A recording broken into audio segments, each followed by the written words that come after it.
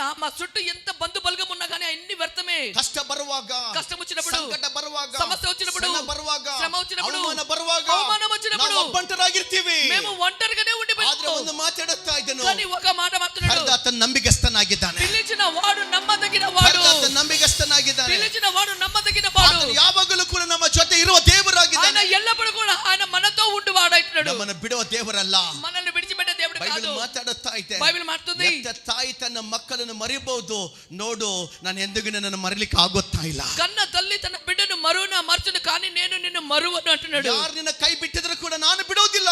ಯಾಕಂದ್ರೆ ಒಂದು ಸಲ ನಮ್ಮ ದೇವರ ಕೈ ಹಿಡ್ಕೊಳ್ಳೋದಾದ್ರೆ ನಮ್ಮನ್ನು ನಿತ್ಯವಾಗಿ ನಡೆಸುವ ದೇವರಾಗಿದ್ದಾನೆ.